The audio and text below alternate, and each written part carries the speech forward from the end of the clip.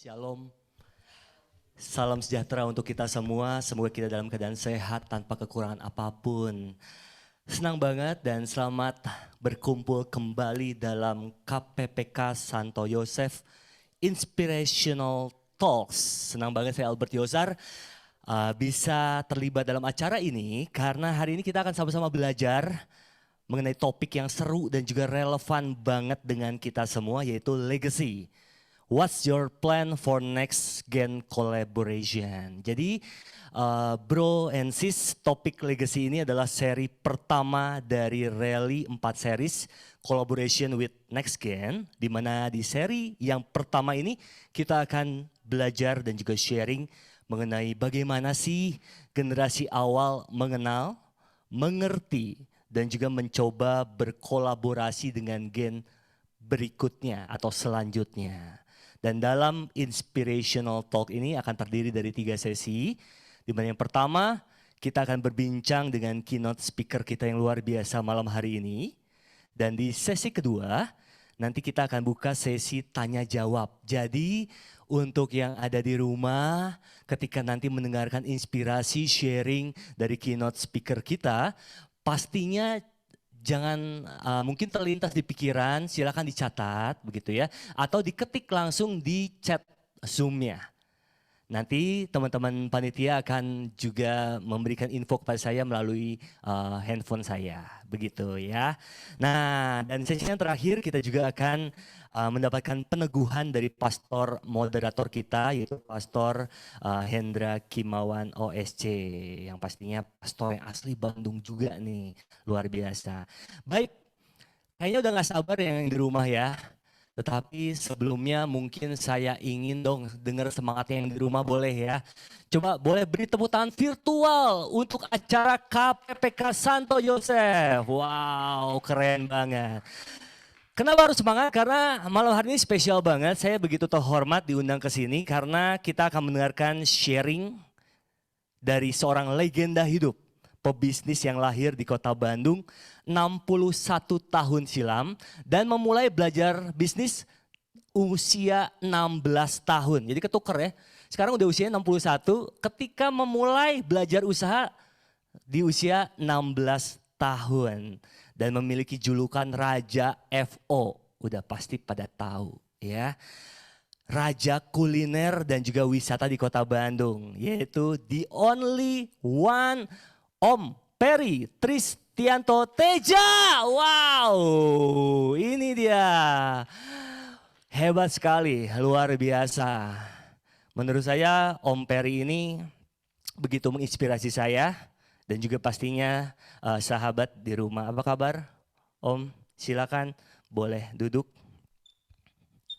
Sekali lagi boleh mungkin yang di Zoom ya, boleh ketuk ada clap atau jempolnya untuk Om Ferry, silakan ya. Wow, udah banyak nih yang memberikan jempolnya. Selamat malam Om Ferry, apa kabar? Ya baik, selamat malam semuanya. Kalau kita bicara tentang hitsmaker, di dunia musik kita mengenal adanya David Foster. Di dunia film kita mengenal sosok Steven Spielberg yang setiap karyanya menjadi hits, menjadi box office. Kalau di Indonesia, menurut saya Om Peri ini adalah seorang hits maker bisnis. Karena di mana hampir semua bisnis di tangan hangat Om Peri, tadi saya udah coba bersentuhan sedikit dengan tangan Om Peri, ternyata hangat ya, nggak dingin. Jadi saya bilang tangan hangat Om Peri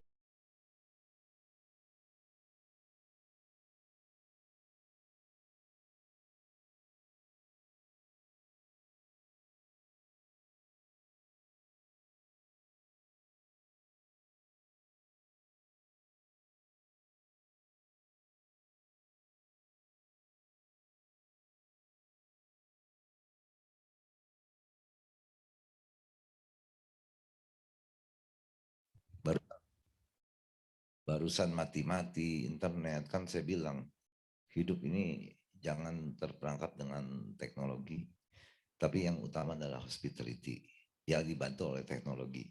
Ya sekarang ini semua bicara tentang teknologi, ya tapi buat saya hospitality ya.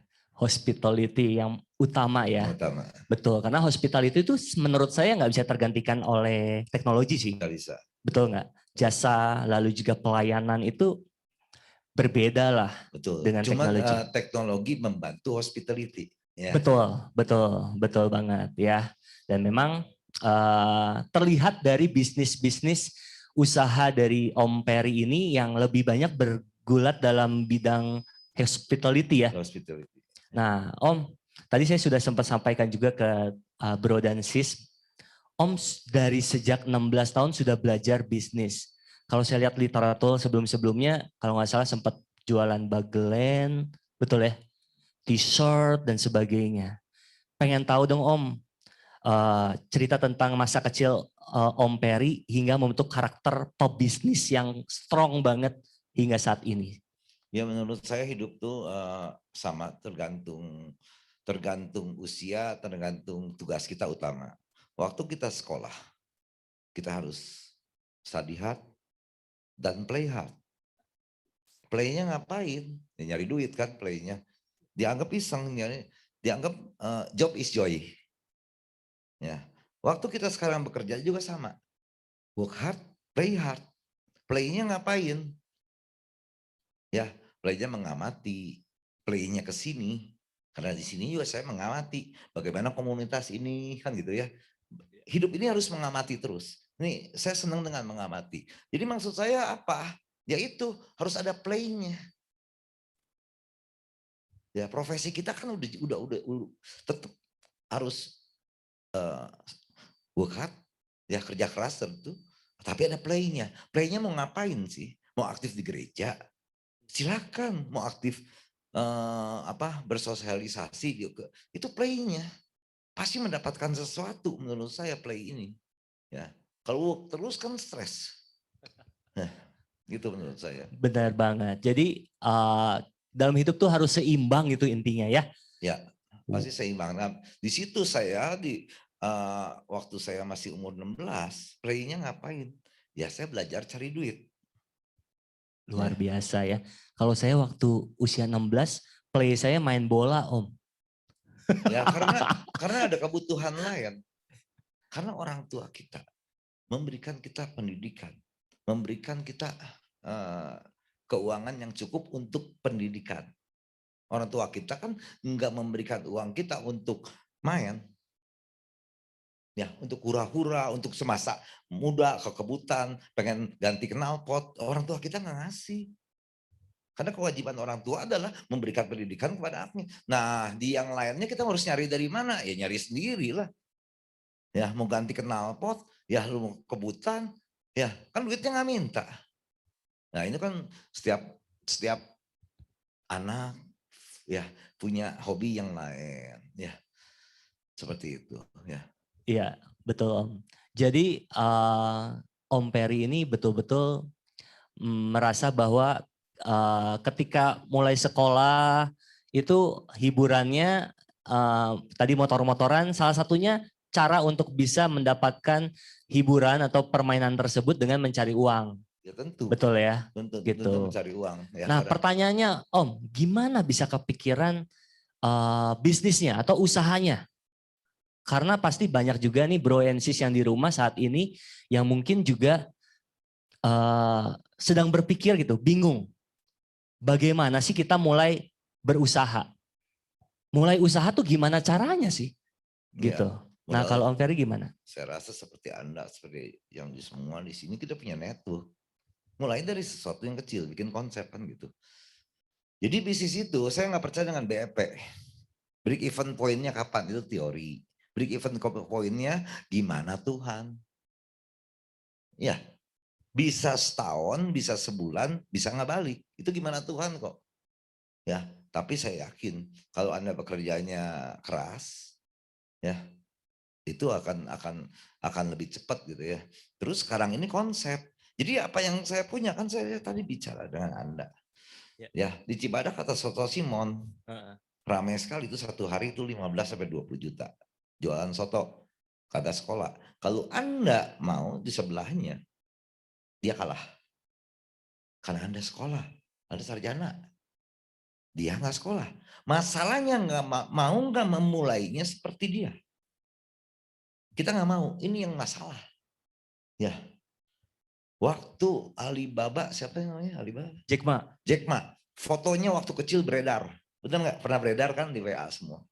Semua orang berpikir bagaimana menjalankan teorinya.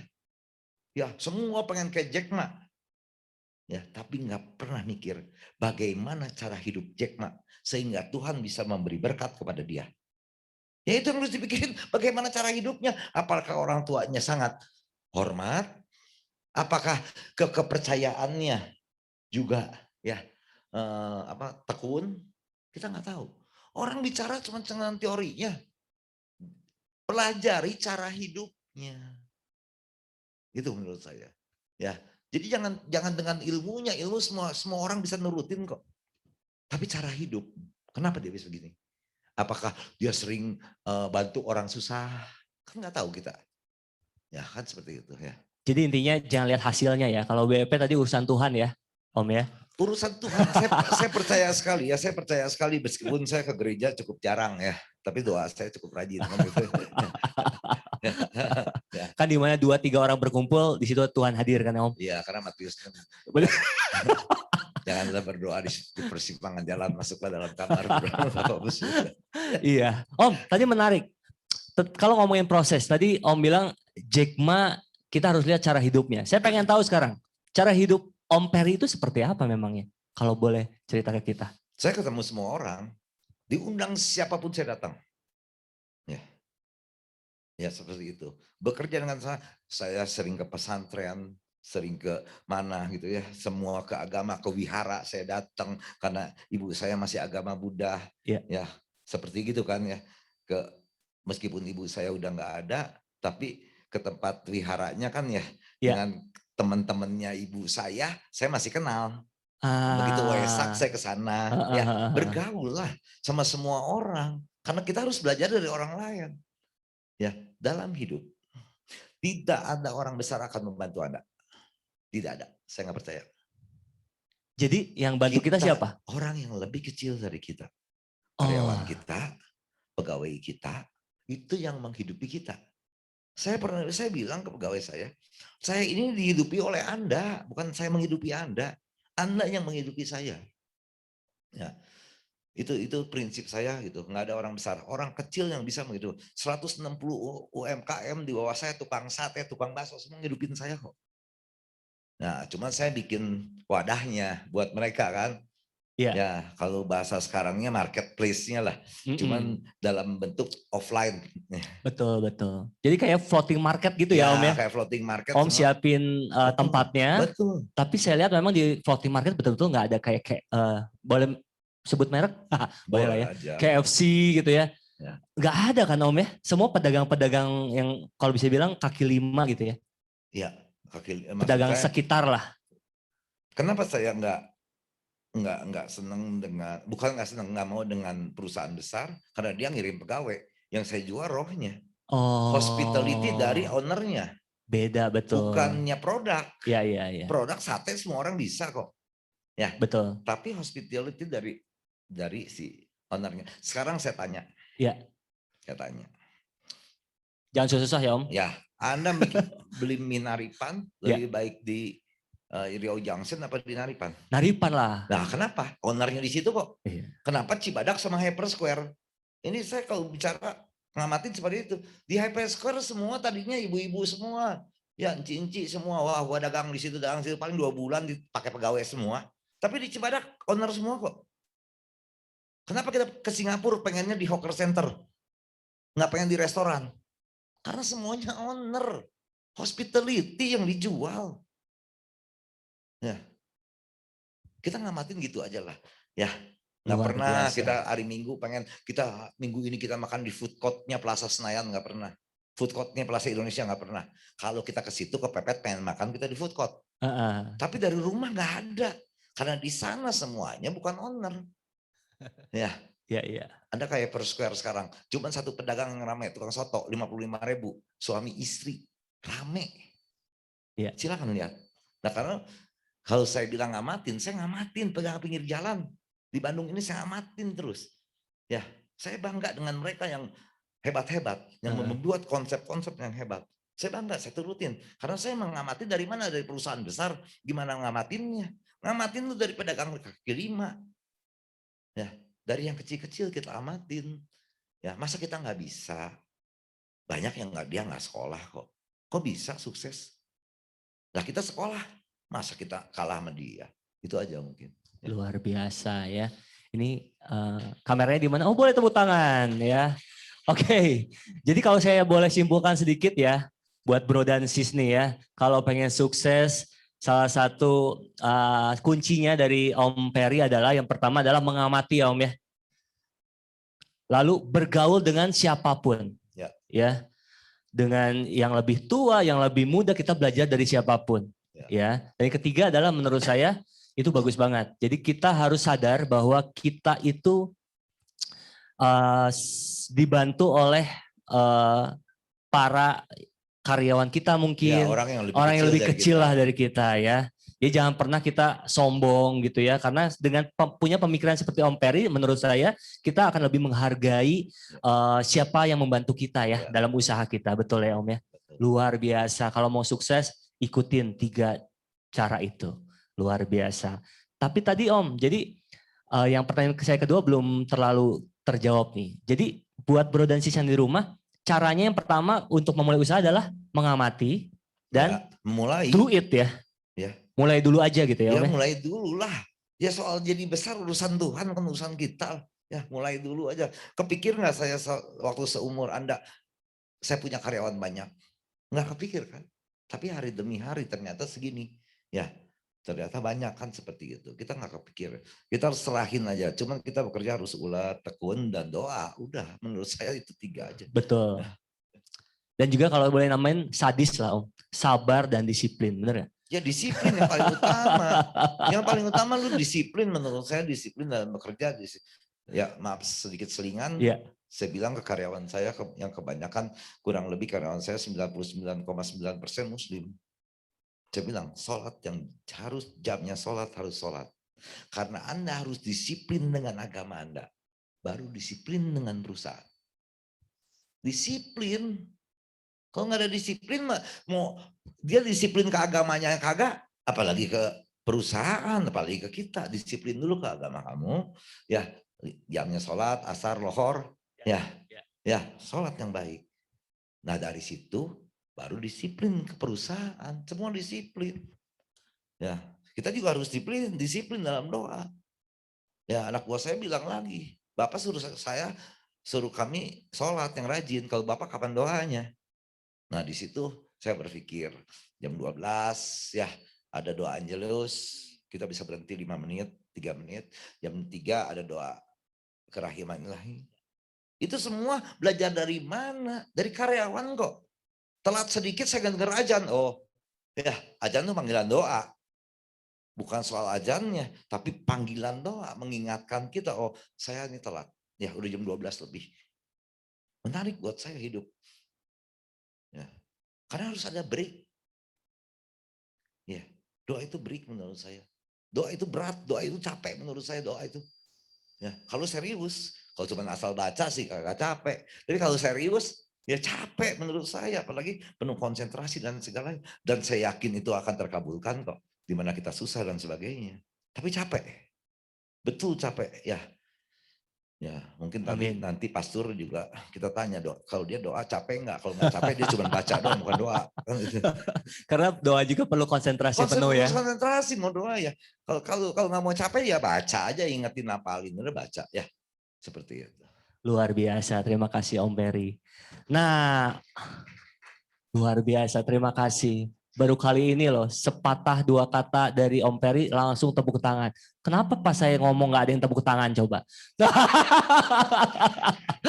Oke, Om, saya mau nanya lagi ya. Bagaimana sih ceritanya Om Peri bisa melakukan diversifikasi unit bisnis? Karena yang seperti tadi saya sempat sampaikan begitu ya, dari FO, Om punya banyak banget unit bisnis saat ini. Bagaimana sih caranya bisa melakukan hal tersebut? Dari FO tempat kuliner hingga ke tempat wisata saat ini. Saya rasa semua orang bilang saya bisnisnya ganti-ganti. tidak ganti segmen pasar. Segmen pasar saya bisa tawan kok.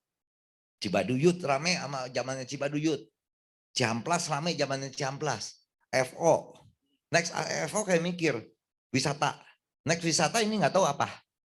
Kulineri, apa kesehatan. Siapa tahu Bandung jadi wisata kesehatan, nggak tahu kan. Ini Iya, gaya iya. hidup. Kenapa saya bisa begitu? Karena saya bergaul, saya mendengar dengan customer saya. Saya melayani mereka. Ada Mm-mm. komunikasi. Mm-mm. Ya, what's happening? Yang lagi happening apa? Ya ikutin aja. Jadi jangan salah bahwa saya tidak ganti-ganti usaha. Ya, segmen pasarnya sama. Cuman customer saya itu kok wisatawan. Wisatawannya mau apa? Tinggal disiapin. Ya, sadar tidak? Iya, iya, iya, Ya, betul, ada betul. rumah susis, dari Evo ke rumah susis. Heeh. Lah saya buat orang Jakarta semua. Ya buat orang Bandung ngapain? Beli satu juga udah cukup. Kalau orang Jakarta bisa ngeborong ya. Ya karena mereka itu lain ya. Orang lagi wisata kan sama. Iya, Orang Bandung kalau ke kota lain kan sama. betul. Apa juga dibeli. Nah orang Bandung kalau di sini tahu aja, kenapa tahu susu Lembang mahal banget ya. Ya Heeh. udahlah. Ya saya buat orang lain aja. Oke. Nah, Om, jadi menurut Om, jadi unit bisnis itu berkembang ya kita mengikuti keinginan pasar, betul ya? Keinginan pasar. Intinya seperti itu. Ya tapi segmen pasar paling penting. Segmen pasar kita yang mana? Ya seperti gitu. Betul. Ya. Dan kita tetap disiplin pada fokus target pasar Iya, tersebut ya. pada pasar tersebut kita fokus. Ya, Luar biasa loh ya. seperti gitu. Ya. Saya cuma ngobrol, kalau boleh cerita sedikit ya ke Bro NC, saya ngobrol mungkin sekitar berapa tadi ya Om, 10-15 menit ya. Hampir setiap 5 menit Om Peri menelurkan ide. Cepet banget. Kayak tadi yang sempat Om Peri bilang gitu ya. Aduh tapi saya malu Om jualan soto masa di Cibadak, sarjana lagi. Ya lu pakai helm aja gitu ya Om ya. Jadi Ya bikin soto helm konsep, gitu ya. bikin konsep. Sekarang kebetulan lagi pakai masker nih, bikin satu masker, pakai Soto masker aja masker. udah. Ya, kalau malu gitu ya. Luar Karena biasa. memulai usaha Ah, harus kita turun. Bagaimana kita bekerja bersama karyawan kita. iya.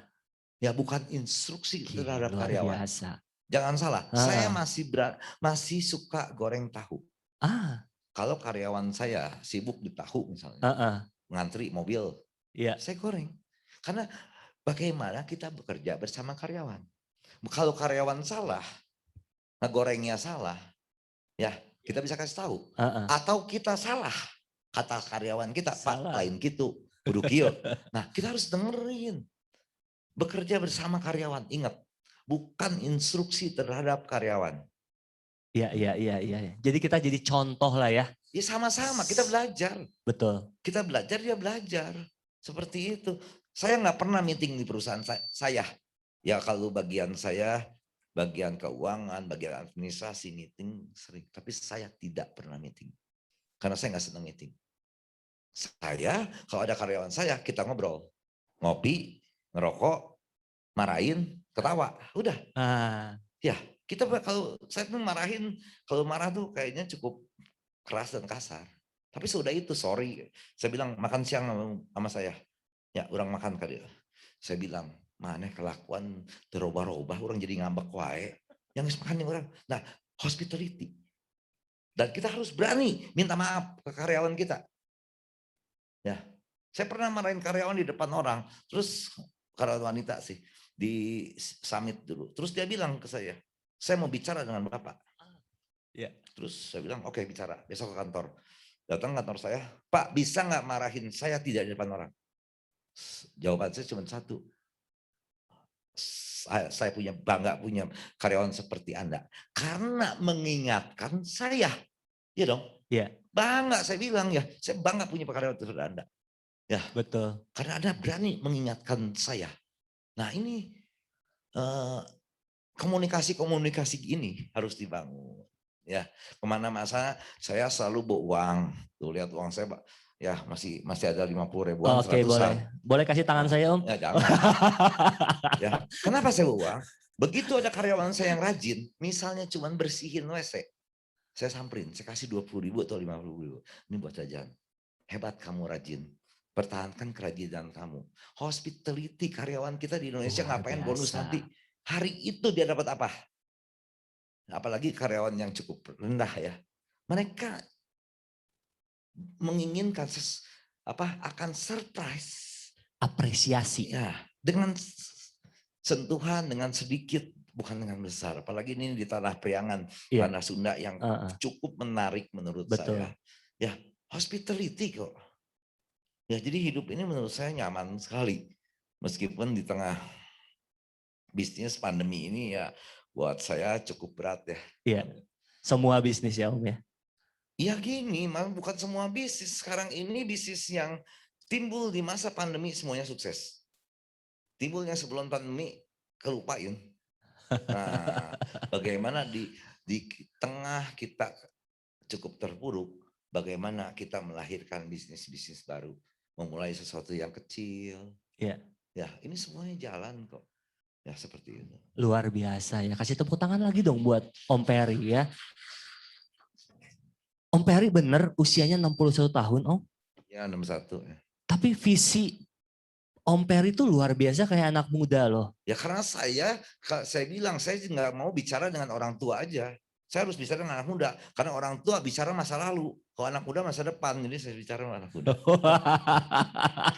Wah di sini anak muda semua happy ya.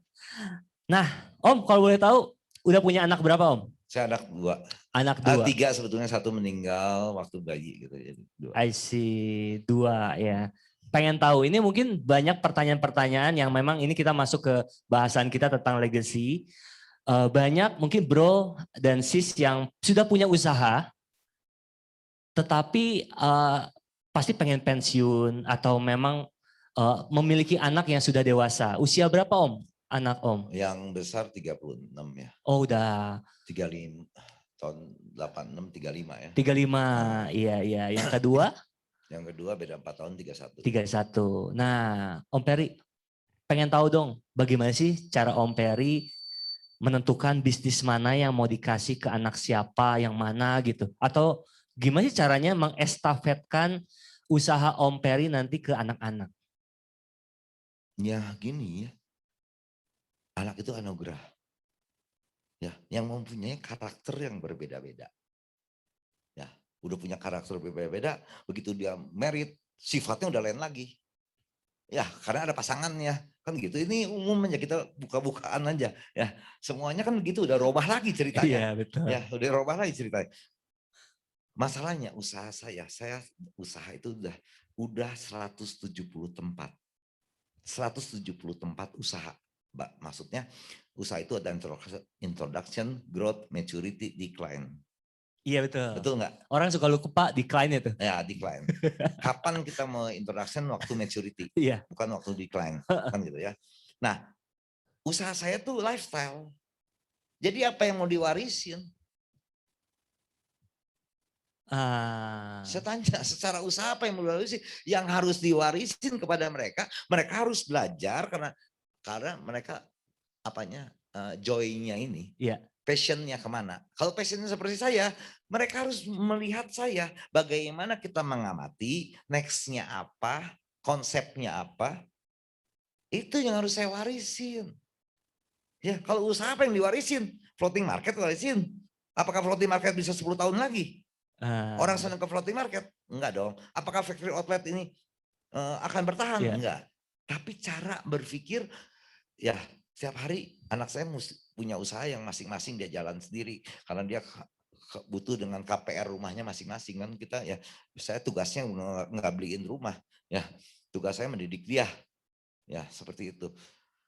Nah dia mesti ngelihat nextnya apa, bapaknya kerja kayak gimana, dia harus bekerja bersama saya, maksudnya bersama saya juga dibantu dia ya. Ya, anak itu tidak boleh memasuki perusahaan orang tua menurut saya. Tapi bagaimana mengembangkan perusahaan orang tua. Itu hal yang berbeda ya. Ya beda ya. Hal yang berbeda nih. Kalau memasuki, langsung dia begitu lulus dia masuk ke perusahaan kita. Dia bilang, Pih itu karyawan dari tua-tua, harus diganti. Gue bilang, lu sekolah karena dia. Tidak ada satu instruksi pun terhadap karyawan saya. Hormati dia semua. Kalau lu punya karyawan, kalau punya develop divisi baru. Ya, Oke. dari saya yang kurang sempurna apa? Heeh. Ya, kamu develop, ini bagian kamu. Kata dia, ini mesti ada mainan ini. Ya kamu Mhm. develop, kamu sendiri. Nanti bagi hasil sama papi. Ya iyalah. Tetap ya bagi hasilnya Ya ya. iya, harus. Ya iya di tempat saya kan saya ada Oh iya beban bener. buat bayar bunga kan ya. Kalau dia kan kagak ada beban. Nah, contoh seperti itu warisan menurut saya. Ya, Wah, iya karena iya mereka iya. passionnya lain-lain kok. Oke. Dan itu udah terbukti misalnya yang laki lagi rame sekarang mau Idul Adha bikin mukena, produksi mukena. Ya nggak apa-apa gitu ya. Siapa tahu dia jadi besar. Ya. Nah, untuk di tempat saya sendiri, mereka bagian dari tempat saya. Misalnya dia jadi tenan, jadi apa? Jadi dia rajin. Kalau dia kerja sama saya, nggak akan rajin. Sabtu ini kan kerja libur. Ya, kerjanya. Tapi kalau dia bagian dari saya, dia jual supply susu, dia harus maintain susu di tempat saya, susu murni misalnya Iya. di farmhouse ya Heeh. misalnya. Juga anak perempuan saya bikin bolu susu Lembang dan sebagainya, misalnya kan di tempat usaha saya. Jadi Oh, kita iya bisa iya kalau iya hari iya. Minggu saya bisa kumpul dengan anak cucu di tempat usaha, Heeh. sambil dia juga ngontrol, saya juga ngontrol Iya iya. dengan pekerjaan yang lain, tapi di Mhm. satu wadah. Mhm mhm Ya. mhm Nah mhm. itu menurut saya warisannya dia mesti ngeliatin terus. Ya karena terus terang kerja saya lebih berat daripada mereka ya. Saya masih dari pagi sampai malam, kadang-kadang juga saya kenapa harus saya? Iya. Ya, kok anak saya lebih santai gitu ya. Tapi ya passionnya seperti itu ya biarin, yang penting kamu mesti belajar seperti saya, nggak ada warisan nih. Iya iya Ya iya iya. warisannya apa? Pembelajaran. Betul. Karena saya berbisnis gaya hidup. Heeh. Bukan dari industri, saya punya pabrik terusin sama kamu, kamu mesti develop gini. Nah itu kan kalau saya punya pabrik. Kalau saya gaya hidup bulan ini apa, ya tahun depan apa, bulan depan aja udah beda. Ya kita ngomong pakaian, ngamatin kalau yang itu, yang ibu-ibu ya, yang UMKM, COVID pertama 3 bulan meledak dengan homey dress. Ini orang kampung nih, orang Tasik. Homey dress Mhm. itu piyama. Oh piyama Iya, ya. meledak. Berhenti bulan Juli, Agustus, jaket sepeda. Oh iya. Sekarang udah beda lagi. Udah Heeh. beda lagi. Kan itu Heeh. terus berkembang. Nah mereka harus belajar juga dari kita bagaimana mengamati orang, mengamati gaya hidup, sehingga bisnis kita tetap jalan. Yaitu mungkin warisan. Iya. Ya iya apa yang diwarisin? Ya bisnis seperti ini nggak bisa, apakah akan terus kayak S gini? Enggak. Ya terus berubah, apalagi zaman sekarang. Gaya hidup sangat-sangat cepat Cepat berubah. berubahnya. Gitu. Luar biasa ya. Jadi untuk yang bro and sis yang mikirin gitu ya, aduh ini anak saya kayaknya nggak mau nih nerusin usahanya. Jadi nggak usah panik ya Om. Ya nggak usah panik. Kenapa emang mau segede apa? Biarin aja lah. Pokoknya gini. Sebetulnya apa intinya? Kita mencari uang apa sih intinya? Satu. Jadi saya nggak setuju orang pensiun. Lihat di sini teman saya, Bu Vivi nggak pernah pensiun ya, nggak pernah pensiun. Kita nyari uang untuk apa? Satu untuk diri sendiri. Nomor dua untuk keluarga. Kalau kita berhenti situ, kita bilang kita pensiun, kita egois. Karena kita masih diberi otak, masih diberi kesehatan. Ada nomor tiga, untuk sesama kok bisa bantu orang. Ada nomor empat, untuk agama. Bisa sumbang gereja. Ya, Luar biasa. jadi Benar benar benar. jadi sampai kapan nyari duit sampai dipanggil. Nah, tinggal kita mikir bagaimana caranya nggak dipanggil cepat-cepat. Nah, Iya iya iya iya iya. ya caranya gampang menurut saya. Ah, Kalau dipanggil jangan pura-pura nggak kedengeran enggak. aja. Udah. Benar benar. Luar biasa. Kalau boleh diulang tadi yang pertama untuk diri Diri sendiri sendiri. pastilah. Yang kedua Keluarga keluarga. Keluarga sudah terpenuhi sama. sesama ya, Ada nomor empat, agama. agama. Ya, Betul. kenapa nomor empat? Heeh. Kalau sebelah rumah kamu sakit, mau kolekte dulu atau tuh bantu dia dulu? Bantu tetangga sih. Ya iyalah, kan nomor Mm. 4 agama, bukan agama di terakhir. Tap, Tapi tap, tetap persembahan ke gereja ya Om ya, tiap minggu iya, ya. persembahan. Nah, ya, Iya ya, iya luar biasa. di gereja kita apalagi Katolik kan Ya nggak ada hukumnya berapa persen, jadi enak berapa aja lah. Iya, Ya. iya. Om nanya, saya yakin pasti mungkin Om juga pernah mengalami konflik dengan anak mengenai mungkin bisnis. Pernah nggak Om mengalami konflik bisnis dengan anak? Ya bisnisnya berbeda, nggak pernah konflik, cuman debat ya sering. Nah Ah, kalau debat menarik menurut saya, kita perlu ada debat ya, heeh. perlu ada masukan dari mereka juga ya. Ya tapi dia juga harus dengerin kita ya. Karena saya masih kerja, kalau saya udah cukup nggak aktif ya, kayaknya saya lebih aktif dari mereka, jadi mereka harus dengerin juga. Nih ke papi ngeliat kayak gini nih, kamu mau kerjain apa enggak? Cuman ide aja, Ah, kamu mau kerjain syukur enggak? Udah ya, saya iya, ngeliat iya, ini, iya. saya ketemu ini, saya ketemu orang ini, saya ketemu orang ini, Heeh, kamu mau kerjain barengan tuh kan gitu heeh, heeh, heeh, ya. heeh. Jadi seperti itu ya. Iya, iya, Ya iya. tentunya ada lah, harus kita iniin ya, karena kembali lagi saya passion orang masing-masing lah ya. Ya, ya, seperti itu ya. Jadi kalau saya bilang warisannya apa, ya kita memaintain perusahaannya, memaintain, tapi isi perusahaannya kan ya yang berhubungan gaya hidup berganti Mhm, terus. mhm, mhm. Ya seperti itu. Iya. Oke, baik. Ya,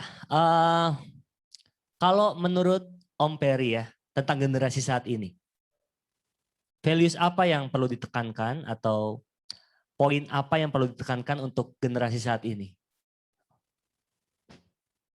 Ya apalagi zaman sekarang ya. Iya. Kalau kita bicara, ini UMKM ini lagi naik. Small industry, small business lagi bagus. Dia memulai small business lah. Ya, seperti itu, mulai dari apa yang punya, tapi bikin konsep. Ya, segmen pasar harus jelas. Ya, Iya, iya, ya kita betul. ngomong marketing udah beda lagi kan. Ya, Iya, iya, yang betul. penting berjiwa entrepreneur. Oke. Semua profesi harus berjiwa entrepreneur, bukan jadi entrepreneur aja. Heeh. Saya bilang dokter, kalau Ya, dia jadi entrepreneur cilaka dokter. Dia bikin terus suruh obat, jualan obat jualan obat ya. jadinya. Tapi berjiwa entrepreneur. Heeh, Misalnya heeh. apa ya, saya ke dokter, bawa istri dipegang-pegang dokter, kalau Heeh. diperiksa kan pegang-pegang, Iya, terus saya bayar. Yang ngomong terima kasih siapa? kita Nah itu kan salah. harus Nah, orang dia harusnya dihidupin, dokternya. harusnya dokter yang terima kasih Anda telah mengunjungi saya, semoga lekas sembuh. Iya, Ya iya, iya, iya, kan iya, iya. gitu ya. Lah Heeh, kita yang heeh. bayar kok. Ya, Masa kita yang bilang terima kasih ya. ya? Nah itu kan ya, jiwa, menurut saya jiwa. Jiwa Luar entrepreneur. biasa. Kalau saya Heeh. jadi dokter, Anda baru datang, saya Ya. kasih aqua. Ah. Minum ya, maksudnya Heeh, air putih. heeh. Ya, ya, ya, Silahkan ya. minum. Heeh. Udah beda, beda 50.000 ke dokter Peri kok. Nah, jiwa, jiwa ini penting. Bukan selalu menjadi entrepreneur. Semua. Ya, Iya, saya iya. kalau ngelihat polisi di pinggir jalan, kita langgar tuh lampu. Langsung Heeh. dia bilang, selamat siang Pak. Selamat. Betul. Udah kita salah dia bisa ngomong selamat Selamat siang. siang. Itu Benar, jiwa. benar, benar, Ya, itu benar. jiwa Iya. entrepreneur menurut saya. Heeh, Ya, heeh. maaf Pak tadi Bapak melanggar. Ya, Iya. mana surat-surat? Ya, Dibantu lagi ya. Mau diselesaikan di sini atau di kantor polisi ya, Pak ya? enggak juga lah. Oke, sebenarnya saya banyak sekali masih pengen nanya sama Om Peri. Cuma saya yakin yang di rumah juga sudah punya pertanyaan-pertanyaan yang ingin ditanyakan kepada Om Peri. Kita mau buka sesi tanya jawab. Oh, sambil nunggu jalan dulu. Oke, baik. Kalau gitu Om, pengen tahu dong pandangan Om tentang generasi, ini sebutnya generasi apa kita? X ya? Atau Y? Milenial lah. Ya, milenial. Ada millennials. Ya, Anda milenial, kita Ya, masih baby boomers. baby boomers ya. Om masih zamannya Mick Jagger kan? Ya. Saya Michael Jackson lah, ya. Om, pandangan Om tentang anak-anak milenial saat ini seperti apa sih Om? Sangat kreatif menurut saya. Ya sangat kreatif, tapi ya kalau kita ngelihat banyak sekali yang sukses. Iya. Ya, Mm-mm. cuman fokusnya biasanya cepat lari ke tempat lain gitu. Pengen yang lebih Oh, wah gitu ya. betul, betul. Ya, terus memikirkan bagaimana dengan kalau memulai usaha, dananya dari mana dan sebagainya udah dipikirin dulu. Menurut saya memulai usaha dengan duit sendiri, mengembangkan usaha dari duit luar gitu kan. Ya, antara memulai dan Iya, iya. mengembangkan lain. Heeh, Kan heeh, saya heeh. bilang ke Anda, Iya, Anda punya kompor nggak Makatel? Punya kan, Heeh, mulai dagang, tapi bikin konsep. Yang lagi ramai apa?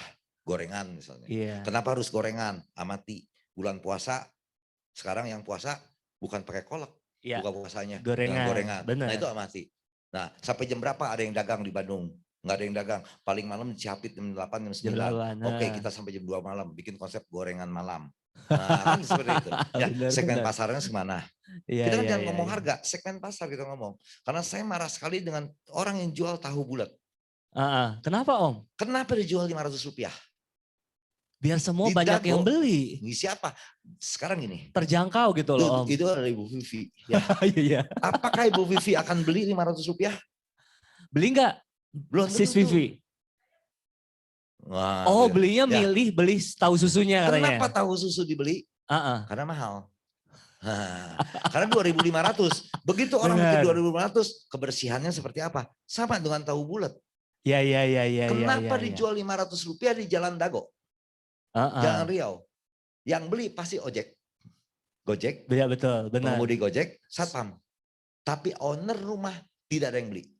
Yang dari hotel tuh meliwat hotel apa? Intercon. Conrad, Oh Hotel konten. Accent, nggak Ah, ada penghuni hotel yang beli kok. Karena Rp500. Kalau iya. Rp2.000, packagingnya yang bagus. Mobilnya yang bersih, ngegoreng tahunya. Itunya, kalau di Soreang biarin amat mau 500. Segmen pasar tuh lain-lain. Iya Ya, betul. nah ini kan inspirasi buat Anda kan. Iya, Nah heeh. besok Anda cari mobil, ya bikin lagu tahu bulat jangan 500 jadi 2.000 Jadi ya. 2.000. Nah packagingnya seperti Nah, apa? Karena iya. lagunya se-Indonesia sama. Heeh. Nanti saya pinjem Om ini ya mobil Alphardnya boleh ya buat Nah, goreng goreng tahu tahu. gitu ya. Segmen pasar sekali lagi Bro and Sis. Oke. Nah, ini udah ada yang nanya nih Om dari Angelika Tanisha Yosar. Gimana sih cara cari ide untuk memulai berbisnis? Itu yang pertama. Yang kedua, gimana cara cari networking yang tepat? Semua itu nggak bisa dalam meeting gitu aja. Ngobrol. Dari ngobrol timbul ide.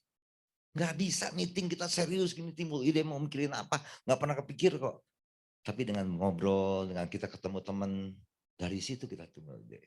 Ya, jadi prinsipnya ya santai-santai aja, ide itu akan datang sendiri. Tapi dilatih bagaimana mengamati. Ya. Jadi kalau Anda makan di mana rame, Mm-mm. P apanya kalau marketing ada berapa P? Ada 4 kan? Ya, Ya, 4P. 4 P, tambah 1 P lagi pray ya. Ya Pray 5, nah benar, bener nggak ya? benar. Nah, ya ngamatin, P apa di sini? Apakah place-nya? Apakah promotionnya? Apakah produknya? Ya, kan beda ada 4 P. Price, place, promotion, produk. 1 P aja kena, hebat kok. Gimana nyari 4-4-nya nggak mungkin. 1 P. Ya, Iya. sekarang place udah nggak penting. Heeh. Karena ada Google Map. Online, betul. Iya dong. Gojek dan sebagainya ya. Iya. Mm-mm. Produk kurang lebih banyak yang inovatif. Ya, ya. Price sesuai segmen pasar. Iya. Promotion, apa promotionnya? Ya, promotion secara online atau kalau kita ngelihat Cemar, tahu Cemar semua di sini kan? Ya produknya biasa aja menurut saya, makanannya ya di situ kita makan sih enak sih kalau malam dingin. Kalau dibawa pulang ya ya Anda rasain aja lah. Yang terkenal gulai sapinya ya orang dingin lapar Mm-mm, malam mm-mm, di Bandung mm-mm. enak. Place-nya pinggir kali Cikapundung, gelap dan tidak Iya, menarik. iya, iya. Price-nya semau dia, Anda Heeh. makan hari ini 20.000, besok bisa 22.000. Kalau kita tanya kemarin 20.000, kenapa kemarin 20, sekarang 22, cabenya naik. Udah, Iya, iya, Anda iya, nggak bisa iya. protes. Heeh. Ternyata promotion. Dia selalu hospitality. Dia selalu sapa customernya. Kasep gelis mamna sareng naon. Yang dijual kasep gelis kok. Ya, Sapaan, dia nggak betul. sekolah. Heeh, Nah heeh, kita heeh. harus belajar dari dia. Ya, ada preman datang, ya mau malak, mau Hmm. makan gratis, dia sapa, Pak Haji, mamna sareng naon. Preman ditamil Pak Haji bayar dia. Ya, nah, Bener. nah, ya ini cuman cemar, ini cuman cemar. Anda itu lebih dari cemar. Tapi mau nggak memulainya seperti cemar. Hari ini permulaannya dia dagang cuma 2 porsi. Bagaimana besok 3 porsi? Bagaimana lusa 4 porsi? Jangan langsung bagaimana nih omset sebulan 60 juta, BEP-nya segini. Lah, ya susah lah. Ya, memulai dari kecil. Saya masih berani memulai dari kecil. Iya. Ya, misalnya saya pas COVID semua berhenti. Apa yang saya punya tahu, udah kita buka tahu. Di mana di rest area, di sini. Saya ke Jakarta, kembangin tahu. Nah, contohnya seperti itu berani. Ya, Mm-mm. karena dengan memulai usaha, dengan usaha yang kecil memulai, kita punya pengharapan. Tapi kalau nggak mulai, apa harapan kita? Ya, betul Om. Ya, Luar biasa. pengharapan lah. Jadi mudah-mudahan terjawab ya. Yang pertanyaan pertama dari Angelica, gimana cara cari ide untuk memulai berbisnis? Ya Main yang banyak. main yang banyak ya dan Ya, mengamati. dia main tuh Betul ya. ngamatin ya. Dan juga gimana cara cari networking yang tepat. Nah ini mungkin Om. Ya, networking yang tepat kan apa tuh bergaul yang banyak. Ya, ya. Saya dipanggil kemana aja datang saya. Mm. Pemda mana pengen, katanya bulan ini saya Pemda apa apa yang ibu kota baru Iya. mau manggil, saya datang. Oh, Bulan lalu oke. Pemda kepala agama Sulawesi Selatan Heeh, heeh, heeh. manggil saya untuk memotivasi 60 pesantren dan madrasah. Mm-mm. Ya saya datang, karena Mm-mm. menarik, saya juga harus belajar kok. Betul. Ya, bagaimana ya Karena mereka? belajar dari siapa aja ya Om ya. Betul. Gitu. Jadi cara cari network yang tepat ya bergaul sebanyak mungkin. Iya, apa aja Ya, lah kita jalanin. betul. Oke. Om, banyak nih pertanyaan ternyata nih ya. Pertanyaan selanjutnya dari Bro Edi nih. Bagaimana cara survive bisnis lifestyle dalam masa pandemi ini? Nah, ini dia. Justru masa pandemi ini masa paling indah buat yang kecil. Buat saya ini ibaratnya kapal. Ya, Mm-mm. yang kecil perahu nelayan, Ya. UMKM. Small business itu perahu nelayan. Ya, kapal ini kalau belok kiri kanan susah, harus ambil jarak. Perahu nelayan gampang. Ya, memulai yang kecil, jadilah perahu nelayan. Makanya saya sebagai yang kapal besar pun saya menurunkan sekoci saya untuk berlayar bersama mereka. Mereka balik kanan, gue ikut balik kanan. Mm. Yang nggak laku comro, besok misro kan gitu. Ya. Nah itu kan kalau small business kan cepet berubahnya. Berubahnya Tapi kalau changingnya. kapal udah perusahaan udah susah nih.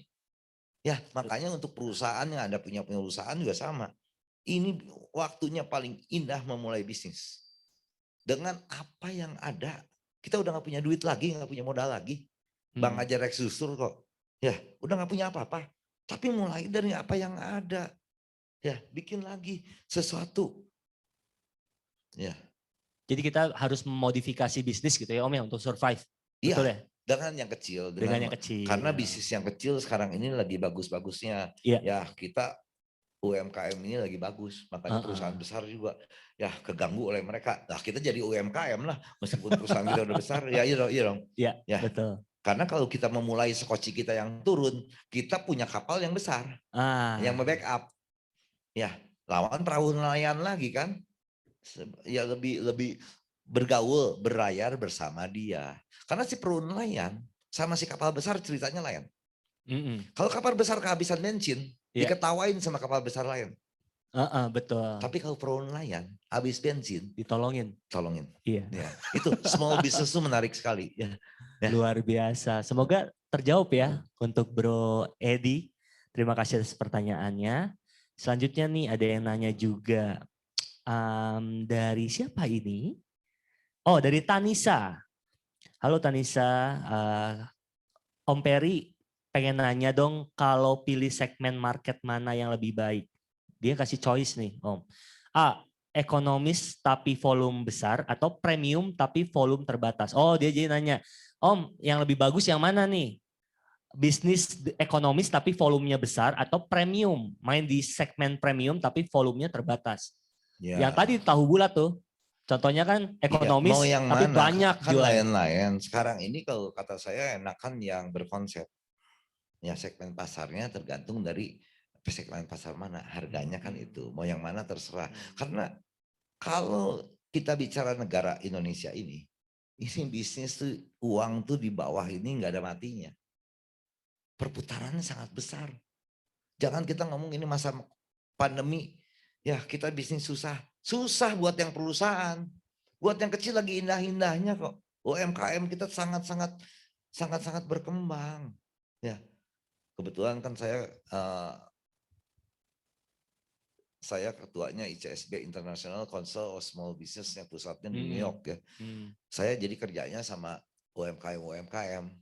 Jadi saya ngamatin, gila atau saya enak amat ya. Kita lagi pusing enak. Karena pasar lagi memang lah, tetap Lagi ada tumbuh Indonesia growth ini. ya. Ya, jadi jangan khawatir, tapi berani nggak masalahnya memulai dari kecil. Itu aja. Betul. Dan menentukan segmen pasar yang Ya tepat ya. segmen pasar harus tepat. Makanya saya bilang, dan lagi begini, kita mau bisnis makanan atau bisnis apapun yang kita bikin, jangan selalu kita bikin produk yang bagus, makanan yang enak, salah. Produk yang komersil, makanan yang komersil nggak enak kalau rame, enak ada yang beli, mending mana? Iya ya ada lagi produk sehat membuat orang sakit menurut saya ya. Udah yang biasa aja lah, yang nggak usah macam-macam. Cuma segmen pasarnya kemana? Ya terus idenya apa? Terus bagaimana viral zaman sekarang kan gampang kan? Ya bikin cerita lah. Benar. Ya bikin cerita aja. Ya sekarang ini bikin cerita, saya bikin cerita di sana. Karena ada deren, masih ada awannya di Ciater. Saya bilang, berkuda di atas awan. Oh Kan iya. cerita, sekarang ada bikin kopi di atas awan. Ya, di Ciwidey saya bikin lagi, ya kopi hitam putih. Kan ada acara hitam putih, ya kopi kan kopi hitam, kopi putih kan. Kopi putih tinggal, ya. Luwak lah ya putih. Iyalah, udah gampang lah. Ya, bikin cerita aja menurut saya. Dan jangan ingin selalu bahwa kita bikin makanan kita enak. Semua ibu-ibu di Indonesia ini, di dunia ini bilang ke suaminya makanan saya paling enak. Tapi kalau kata suaminya? Ya iya nurut aja lah. Di rumah nurut aja ya. Ya kita harus nurut lah kalau sama suami istri itu menurut saya nurut ya. Karena kalau mau langgeng tetap ya harus ada 3 kata menurut saya dalam kehidupan rumah tangga. Ya, 1 tulung, 2 terima kasih, 3 maaf. Betul, ya, benar. yang paling sering kan suami bilang maaf doang. Benar. Ya. Karena lebih gampang minta maaf daripada minta izin. Minta izin. Iya. Oke. Mudah-mudahan terjawab ya untuk Sis Tanisa. Mudah-mudahan betul nih Sis, bukan Bro. Nah, selanjutnya Om dari Vivi ini, Ibu Vivi yang di sini, Sis Vivi di sini bukan ya? Minta pendapat Om Peri tentang MLM. Nah, ini bukan Ibu Vivi. Bukan, Dia pasti bukan. Manggilnya Om. Oh. Ya. Karena nggak mungkin saya kawin sama tantenya. Gimana Om Peri tentang MLM yang menurut saya mungkin sekitar 10 tahun yang lalu itu sangat happening. Saat ini ya masih ada ya MLM. Sekarang yang happening MLM. Iya. Tapi MLM yang dibuat cara menjualnya secara MLM. Bukan produk MLM. Apakah ibu-ibu ini yang jual hijab ini nggak MLM? Saya ke Tasik, saya bilang, cara menjualnya gimana? 1 kecamatan 1 distributor. Distributor diskonnya 35%, agen 25%, retailer 15%. Itu MLM. Ya, betul. GNC Cookies, Ina Cookies, 15.000 mungkin per hari, 15.000 flash nastar terjual. Di mana jualnya? Nggak ada tokonya kok. Ini bukan zamannya medsos dia ya. 2006, 2007 udah mulai. Dengan cara MLM. Sampai di Gunung Halu pun lebaran pakai nastar. Dia bisa menggantikan konsep MLM yang dia jual ini, nastar ini, menggantikan lebaran dari dodol ke kongguan, dari kongguan ke nastar. Iya dong, ya. Hebat nggak menurut saya? Ini kenyataan, kita ngamatin seperti itu. Mau di kampung manapun sekarang kalau lebaran nastar. Sebelumnya kongguan, sebelumnya rangginang mendodol. Kan tinggal diamatin aja. Nah ini MLM. Cara menjualnya. Bukan produk MLM. Cara menjualnya. Seperti itu. Ya sistemnya ya Om, artinya sistem MLM-nya. Sistemnya saya ke Tasik, dia bilang 1 kecamatan 1 distributor gimana? Ya, terus 1 distributor harus setiap 2 minggu saya keluarin produk baru, baju hijab ya. Dia harus beli. Hah? Harus Hah? beli. Harus beli ya? Gila nggak? Ini, aduh, pasangan muda umur 28 tahun, tempatnya di tengah sawah, Heeh. namanya Sukahijab, kok bisa pinter? Kita yang di kota, ya, kok nggak kayak gini? Nah itu menurut saya, ya kita harus belajar terus, ngelihat yang kecil-kecil, yang sekarang what's happening, yang lagi happening, mereka secara MLM ini menguasai pasar. Ya, Luar biasa. ya online Yes. marketplace itu berapa persen? Ya, karena marketplace sendiri kalau kita main di startup Heeh, semua, heeh. itu satu rajanya. Ya, Siapa gitu. tuh Om rajanya? Ya sekarang rajanya siapa? Shopee. Shopee, Tokopedia Tokopedia udah ya? mulai Mm-mm. gabung. Ya. Saya tanya bagaimana dengan Kaskus, Blibli dan Lazada. Mm-mm. Ya, Mm-mm. itu kan kita ngamatin terus. Mereka kan satu rajanya. Ya, Iya, tapi kalau di small business bisa jadi raja semua. Indah kan small business? benar. Ya, seperti Luar itu. biasa Ya. ya. Om ada yang nanya nih. Mudah-mudahan terjawab ya. Sis Vivi tentang MLM. Jadi menurut Om Peri MLM bagus, sangat bagus. Bahkan sistemnya, caranya, Sistemnya. Yang sistemnya. sekarang terjadi seperti itu. Betul. Ya, Ya. yang online sekarang seperti itu. Mm-mm. Dia menggunakan media sosial Mm-mm. ya, Ya.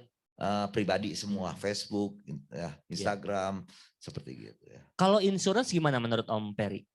Apa? Insurance, Kalau asuransi. kalau dia udah ngejual asuransi jago, Mm-mm. berarti ngejual yang barang real Lebih jago. sukses. Ya, iya dong. Jual asuransi bedanya apa? Kelihatan keren doang, ya. Ya, nggak kotor gitu ya. Ya, tapi kalau dia udah asuransi sukses, jual yang real lebih sukses Apapun kok. ya. Orang ngejual kertas saya jual laku, apalagi ngejual ini ya. Luar Iya, iya yang biasa. real dong. Kalau real pasti lebih sukses lagi.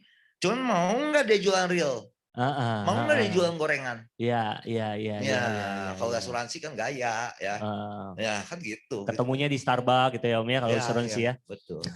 Oke, mudah-mudahan terjawab ya. Ini masih banyak pertanyaan sebenarnya, tapi karena waktu yang terbatas, mungkin nanti pertanyaan-pertanyaan mungkin kita bisa sampaikan langsung ke Om Peri ya. Ya, bisa menurut saya. Begitu. Oke, terakhir nih. Tadi sangat menarik Om Peri setiap saya bertanya selalu kembali utamanya adalah Tuhan ya.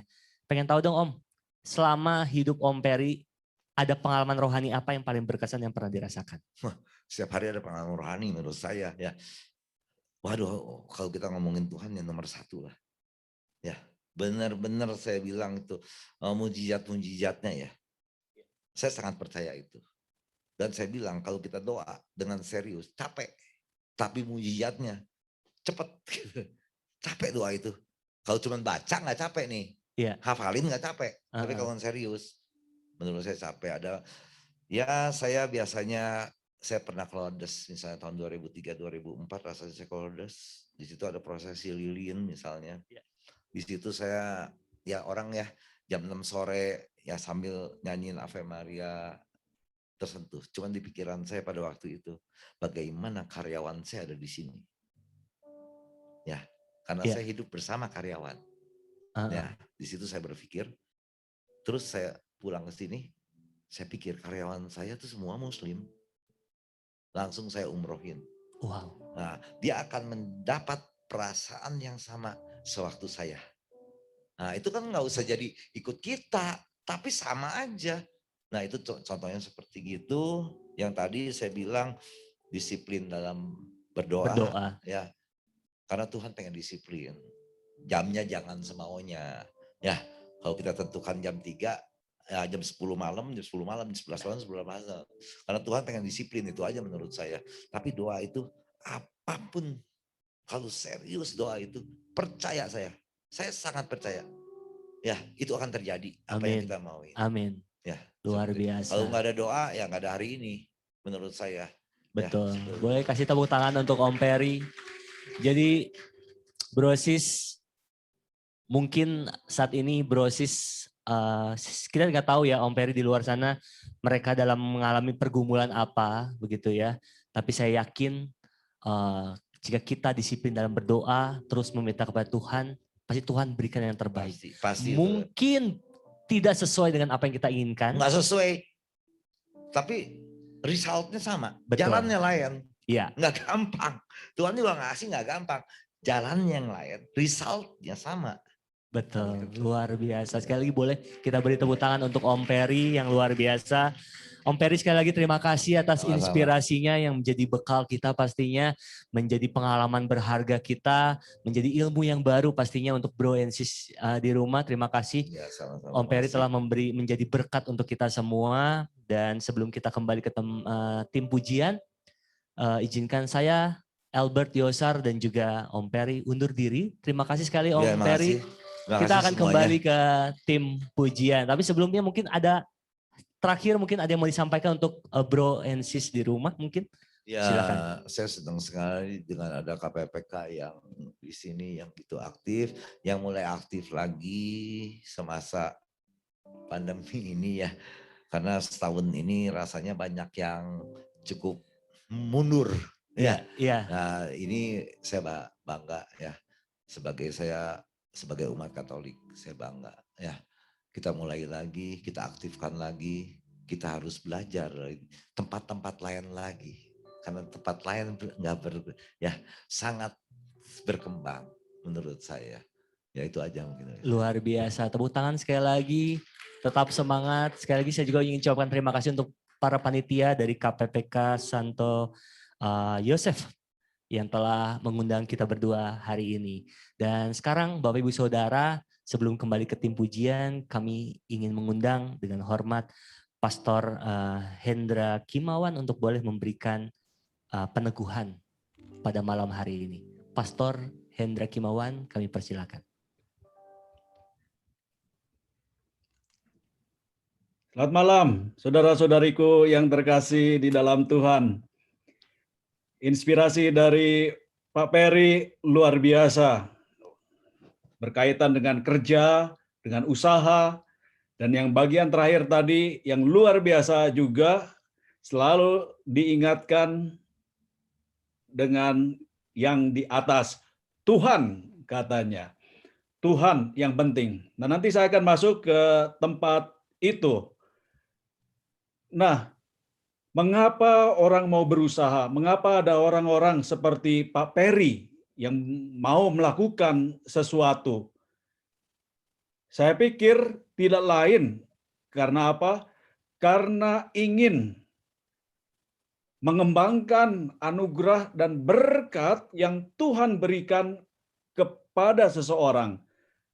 Kalau dalam kesaksian Pak Peri tadi, diberikan kepada Pak Peri. Tuhan memberikan berkat yang melimpah sehingga apa? Sehingga Pak Peri bisa berkarya, bekerja bukan hanya untuk dirinya sendiri, bukan hanya bekerja bersama karyawan, tapi bekerja bersama Tuhan. Ingat, mengapa kita bekerja, mengapa kita berkarya? Karena apa? Karena Tuhan yang di atas ini, Tuhan kita ini juga terus-menerus bekerja. Dia bekerja, maka kita pun diajak untuk bekerja, diajak untuk berkarya. Kurang lebih seperti itulah yang mau dikatakan. Tuhan mengajak kita untuk berkarya, bekerja bersama Dia. Bapakku bekerja hingga sekarang, maka aku pun, kata Yesus, juga ikut bekerja. Nah, bekerja ini sangat penting. Karena apa? Karena ikut berpartisipasi. Apapun yang kita lakukan dalam karya, dalam usaha kita, kerja itu berpartisipasi. Sehingga kita semua adalah mitra Tuhan dalam menghadirkan kerajaan Allah. Apapun juga. Ingat sekali lagi, kita bekerja bersama Allah. Bekerja bersama Allah, membuat sesuatu, melakukan sesuatu. Nah, di dalam bekerja, tadi dikatakan oleh Pak Peri juga, disiplin, disiplin, disiplin. Jangan lupa disiplin, bekerja keras. Tadi dikatakan ada work hard, play hard. Bekerja keras, jangan malas, jangan malas. Kalau dalam Alkitab dikatakan apa? Dalam Alkitab dikatakan belajar dari semut katanya. Hai orang-orang, belajarlah dari semut. Amsal 6 ayat 6 itu. Belajar dari semut. Lihat tuh, semut aja kerja. Masa kita orang yang sudah diberi anugerah Tuhan nggak bisa seperti semut. Sehingga Rasul Paulus berkata dalam 2 Tesalonika 3 ayat 10, yang tidak bekerja, jangan makan. Yang tidak bekerja, jangan makan. Enak aja kalau makan itu. Nah, kerja itu kan dari Tuhan sesungguhnya. Talenta yang ada dalam diri kita dari Tuhan yang harus disyukuri, harus dikembangkan, dan juga harus dibagikan kepada siapapun juga. Nah, apa yang dikatakan oleh gereja Katolik berkaitan dengan kerja, berkaitan dengan pekerja. Gereja berkata apa? Seperti yang dikatakan dalam Alkitab tadi, menurut Gereja Katolik, dalam namanya Katekismus Gereja Katolik, pekerjaan itu kewajiban untuk melanjutkan karya penciptaan Allah. Jadi apapun yang kita lakukan dalam berkarya, dalam berbisnis, dalam berusaha, itu adalah kewajiban. Jadi orang nggak boleh diam saja. Harus melakukan sesuatu karena kita terlibat dalam karya penciptaan Allah. Tuhan sudah memberikan talenta kepada kita, sudah memberikan banyak berkat, maka kita harus mengembangkan talenta dan berkat dari Tuhan itu. Bukan hanya untuk diri sendiri, bukan. Tadi kan Pak Peri berkata, kerja itu untuk siapa sih? Satu, katanya, diri sendiri. Dua, ya beliau katakan adalah untuk keluarga. Yang ketiga, untuk sesama. Yang keempat, untuk agama. Namun sesungguhnya kesemuanya itu untuk Tuhan, sesungguhnya. Jadi bukan hanya untuk saya bekerja itu, tapi demi kesejahteraan bersama.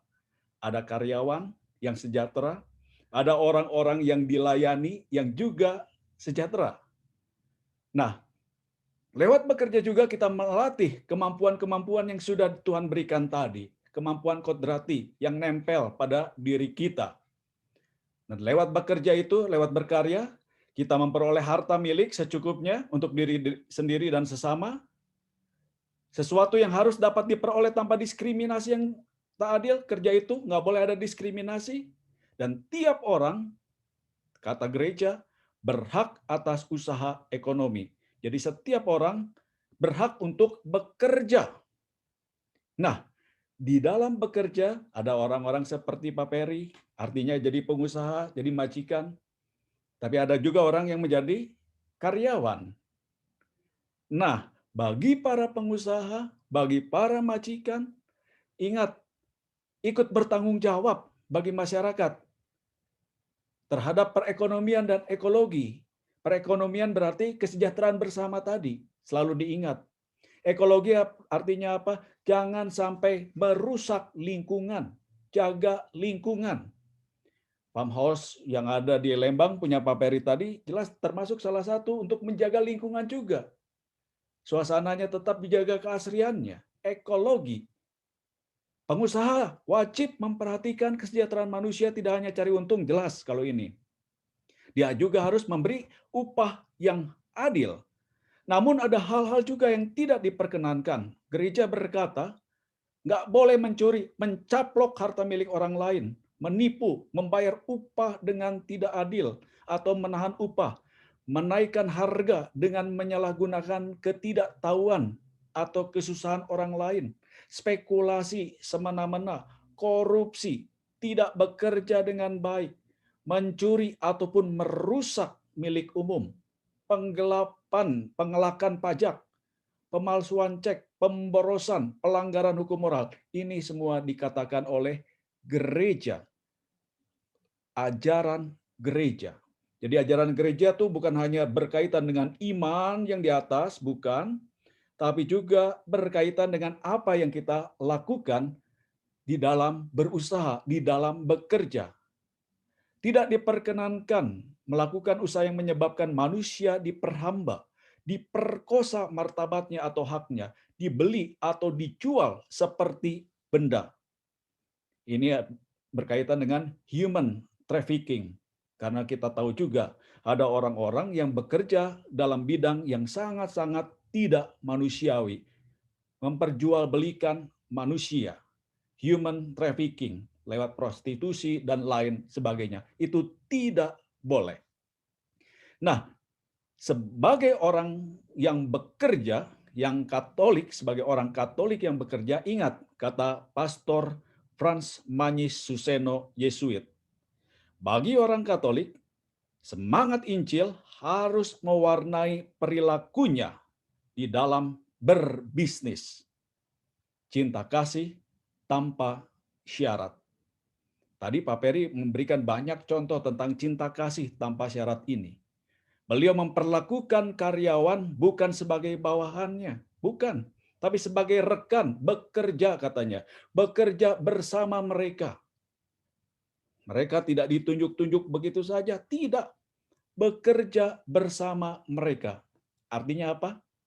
Cinta kasih dilakukan. Ketika beliau datang ke Lourdes sana, ingat bagaimana kalau karyawan-karyawan yang muslim bisa umroh, bisa mengalami sesuatu yang seperti Pak Peri rasakan. Dan mengirim mereka untuk umroh. Artinya apa? Cinta kasih tanpa syarat. Luar biasa kan? Maka seorang Katolik, seorang pelaku bisnis Katolik harus selalu punya kejujuran, wawasan, tidak pernah sepit, ingat selalu bekerja tuh untuk kesejahteraan bersama. Tidak keras, jadi tahu apa yang harus dilakukan. Ingat tadi Pak Peri memberikan satu contoh ketika menegur karyawannya di hadapan umum, beliau merasa ketika karyawannya berkata, bisa nggak Pak? Asalnya keras di hadapan umum, tapi kemudian nyadar Pak Peri itu. Oh, cara yang terbaik adalah panggil dia. Jadi tidak di depan umum. Tidak egois juga terhadap saingannya. Jangan sampai mematikan bisnis-bisnis dan usaha orang lain. Itu kadang-kadang ada kemauan juga kan orang yang berbisnis itu hancurkan yang lain. Tidak bisa seperti itu. Tanggung jawab sosial harus diingat juga, karyawan-karyawan harus diperhatikan. Nah, mereka yang menjadi karyawan juga harus selalu ingat mendahulukan kemajuan perusahaan.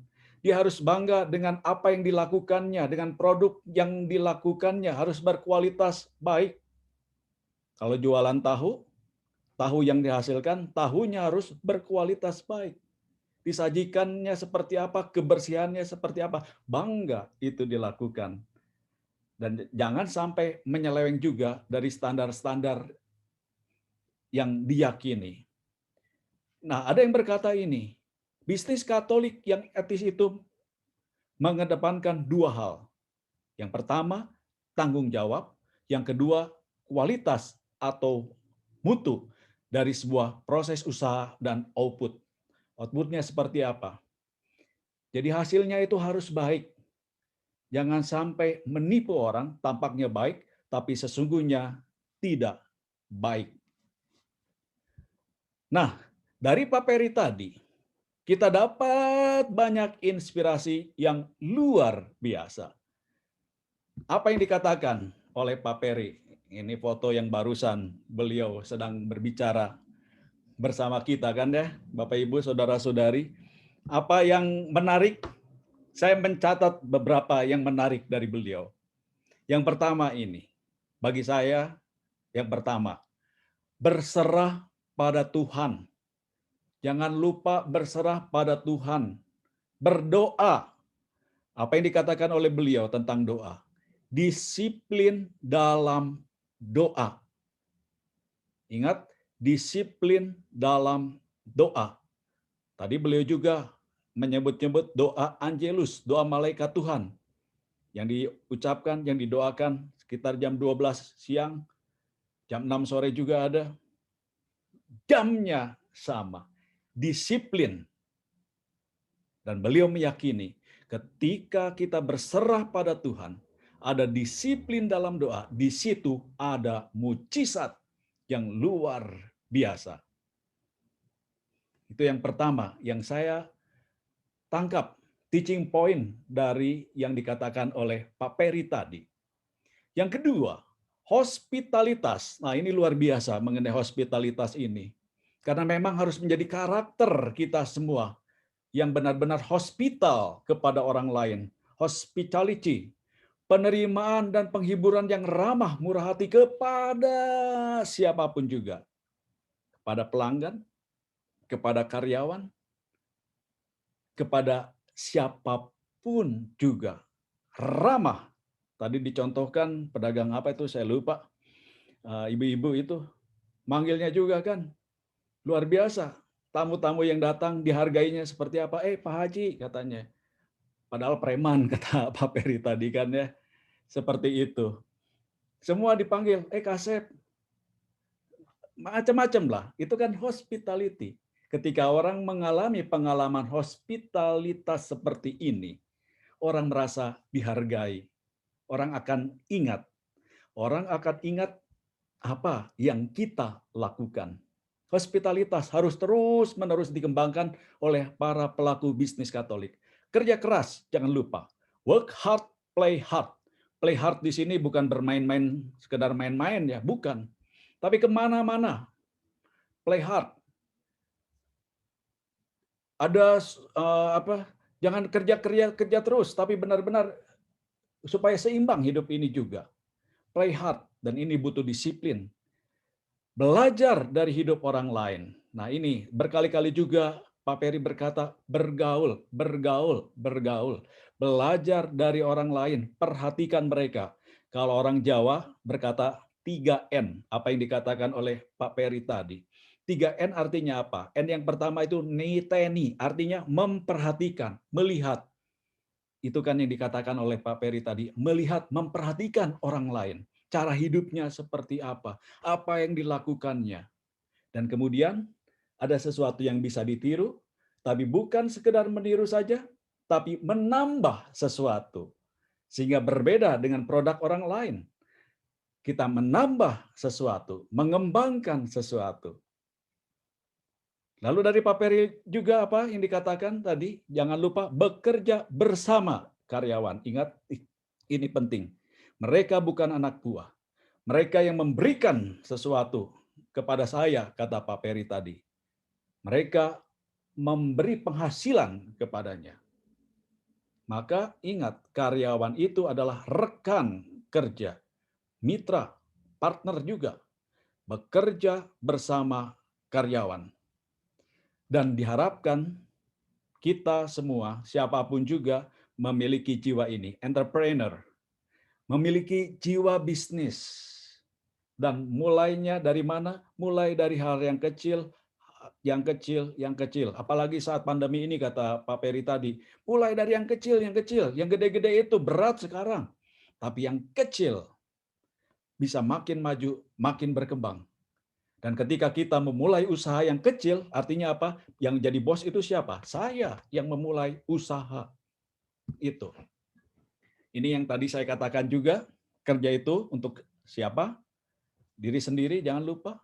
Jelas, kita bekerja untuk mendapatkan sesuatu untuk diri, untuk keluarga, untuk sesama, dan tadi dikatakan juga untuk agama. Keluarga itu bagi kita juga sama. Kalau kita melakukan sesuatu untuk keluarga, itu sama dengan untuk Tuhan. Kita melakukan sesuatu untuk tetangga kita, itu sama dengan melakukannya untuk Tuhan. Apapun yang kita lakukan bagaikan untuk Tuhan. Bukan sekedar untuk manusia. Juga supaya berhasil, ingat 4P tadi. Price-nya seperti apa, place-nya tempatnya seperti apa, promosinya seperti apa, produknya seperti apa.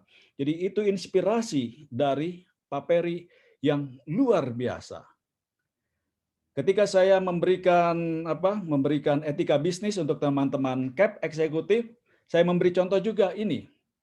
Pak Teddy Rahmat yang bisa juga memberi insight kepada kita semua, memberi inspirasi mengenai bekerja dan hidup. Apa yang beliau katakan mengenai orang Katolik katanya? Menjadi Katolik berarti mesti bersih, tidak berbuat aneh-aneh. Dengan menyandang nama Katolik, seharusnya memberi contoh kepada orang lain. Jadi kita harus jadi teladan. Ada norma-norma Katolik kita coba laksanakan dalam hidup. Jangan sampai ada orang Katolik bukannya memberi contoh, tapi menjadi bencana bagi negara ini. Nah, beliau juga mengingatkan, yuk katanya kita memiliki karakter yang bagus, kesederhanaan, humility, kerendahan hati, excellent, selalu unggul dengan apapun yang kita lakukan, berbagi, memperhatikan orang lain, dan cinta kasih. Itu wajib dikembangkan di dalam diri kita sebagai orang Katolik, juga di dalam saat kita bekerja, berkarya. Yang menarik bagi saya juga apa yang dikatakan oleh Pak Teddy ini. Bisnis yang terberkati itu seperti apa katanya? Seperti apa yang dikatakan dalam Lukas 12:48. To whom much is given, much is required. Kita semakin mendapatkan banyak, kita juga harus memberikan banyak. Semakin banyak yang didapat, semakin banyak pula yang harus disumbangkan kembali. Beliau berkata, saya tidak ingin menjadi empang yang bau, katanya, karena hanya menampung air yang masuk dan tidak mengeluarkannya kembali. Memilih menjadi air yang bersih supaya berkat terus mengalir. Saya mendapat berkat, dan berkat yang Tuhan berikan kepada saya alirkan kembali. Terus mengalir, dan mengalir. Kalau hanya diam di dalam diri saya doang, berarti menjadi empang yang bau, busuk. Jangan sampai seperti itu. Bisnis yang kita lakukan berkali-kali juga, tadi dikatakan oleh Pak Peri, harus bermanfaat bagi orang-orang lain. Nah, Pak Teddy berkata ini juga. Ini yang diwariskan dalam keluarganya, legacy bagi keluarga dia. Bagi dia, keluarga harus memegang nilai integrity, ethical, excellent, compassionate, and humble. Etis, unggul, bela rasa, dan rendah hati. Ini yang diwariskan oleh beliau pada anak-anaknya, pada keluarganya. Sehingga beliau selalu berkata, less for yourself, more for others, dan enough for everybody. Kurang untuk diri sendiri, lebih untuk orang lain, dan cukup untuk semua. Maka apapun yang kita lakukan, hendaknya kita lakukan dengan tulus. Bisnis yang kita lakukan juga dengan tulus. Khalil Gibran, seorang Kristen Arab, berkata seperti ini. Dan jika engkau tidak bekerja dengan cinta, tetapi dengan keengganan, maka baiklah bagimu meninggalkan tempat kerjamu dan duduk di pinggir jalan sambil mengemis sedekah. Beliau berkata, Khalil Gibran berkata, lakukan semua dengan cinta. Cinta itu apa? Cinta itu adalah formula, rumus dari cerdas, integritas, niat ikhlas, tuntas, dan antusias. Cinta, formula yang harus ada dalam diri kita, cerdas, dilakukan dengan integritas, niatnya juga ikhlas memajukan, tuntas, nggak sepotong-sepotong, dilakukan dengan penuh antusias. Nah, legacy bagi para orang tua untuk anak-anak. Tadi dikatakan juga ditanyakan kepada Pak Peri. Ini bagian yang terakhir dari slide saya. Apa yang bisa kita wariskan kepada anak cucu? Pak Peri berkata, bukan harta benda, bukan. Tapi apa? Tapi apa yang sudah dilakukan bersama? Karakter-karakter, inspirasi-inspirasi, itu yang diwariskan pada anak-anak. Sekali lagi, bukan harta benda, bukan. Tapi ada sesuatu yang lebih dalam.